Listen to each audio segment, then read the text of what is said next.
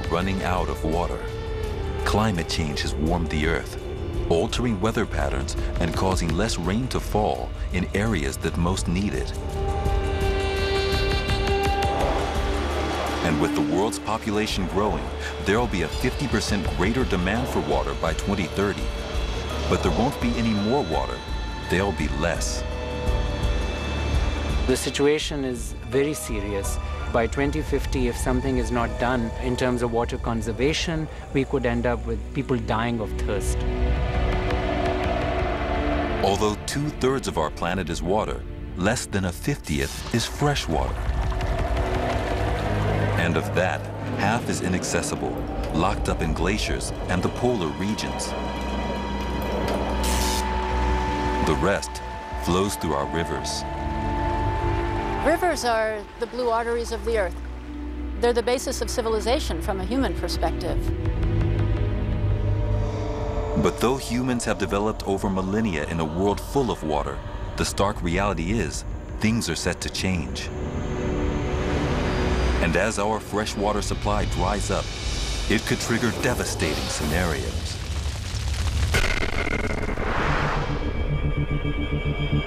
The impact is obvious in the American Southwest, home to 45 million people. Since 2003, the region has endured a prolonged drought.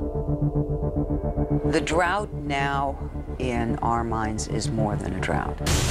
It's an early warning. It's a wake-up call.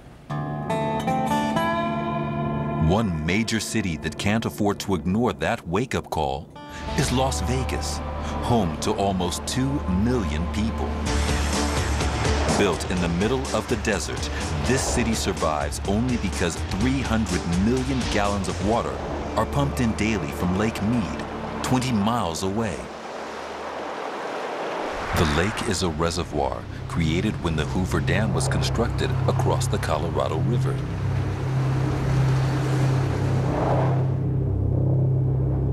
Less snow in the Rocky Mountains means the river is drying up. Lake Mead has lost 1/3 of its water in the last 10 years. A ring of white magnesium deposits shows the high water mark. As water levels drop, by 2017, Hoover Dam will no longer provide drinking water to Las Vegas, Tucson, and San Diego, and it stops generating electricity to Los Angeles. And if nothing is done, the reservoir will be a dry hole by 2021. We in the United States overuse water resources at a phenomenal rate. All that has to change. Patricia Mulroy is Southern Nevada's water czar. Today, we are the community with the most aggressive conservation program anywhere in the United States. We've spent $120 million removing turf in Southern Nevada, which is our big consumptive use. Turf in gardens, public spaces, and even golf courses are being ripped up. The ironic thing is that 20 years ago, we were removing the desert and planting turf, and here it is 20 years later, we're removing the turf and planting desert.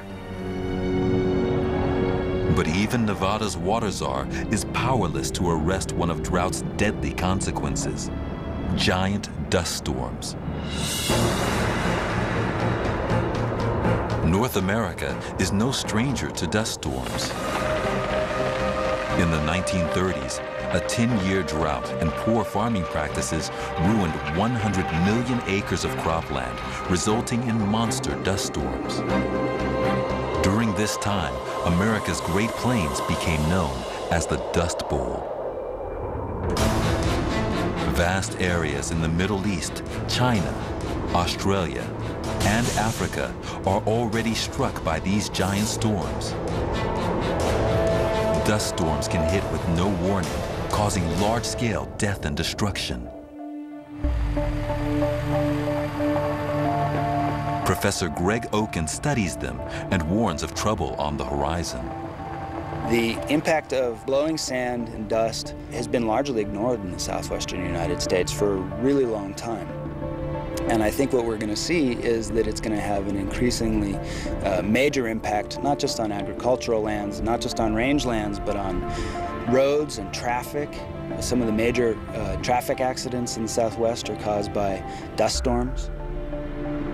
Although agricultural practices have improved, population growth means we are now farming, ranching, and living in areas that were previously uninhabited.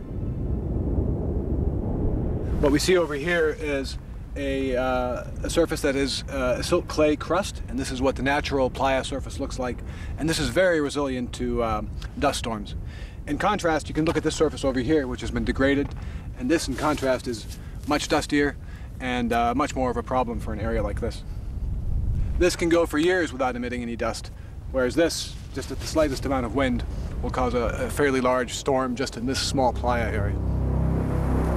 Scientists now think we could once again be creating the conditions for a new dust bowl.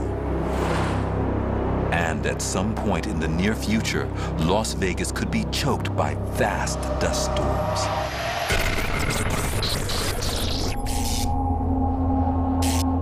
It's 2025. The American Southwest is in its 12th year of drought, the worst in almost 1,000 years.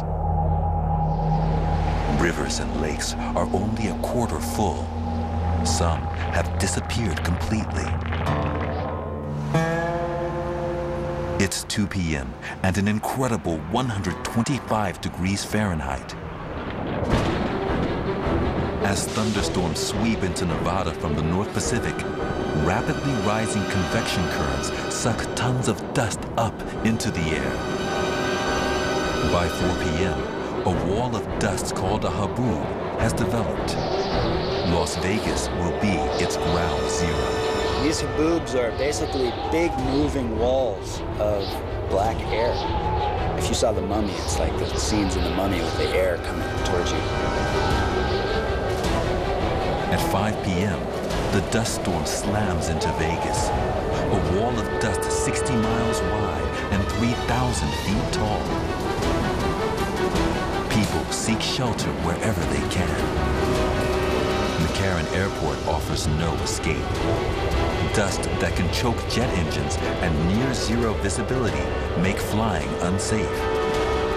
Air traffic is suspended over 6 states, all in the path of this dust storm. Radio and TV broadcast warnings across the region because dust storms are lethal for people in cars. During certain thunderstorms, you can have downdrafts that travel up to 70 miles per hour. There's almost no way you can outrun a dust storm like that. The winds are so powerful, they shot blast paint.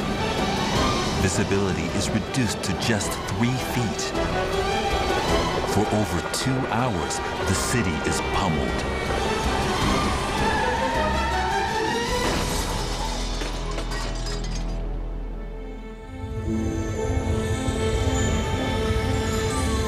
In the storm's wake, parts of Las Vegas are buried under a thick layer of dust 3 feet deep. Las Vegas will survive, but there will be a lengthy and expensive clear-up operation.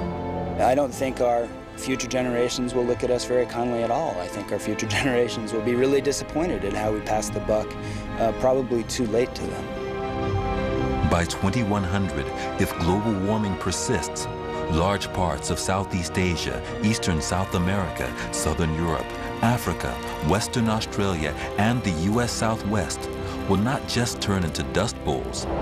They will become full-fledged deserts with valuable farmland lost forever and millions of people displaced. But as water is in increasingly short supply, there is a potential disaster of a very different sort that could be headed for Europe.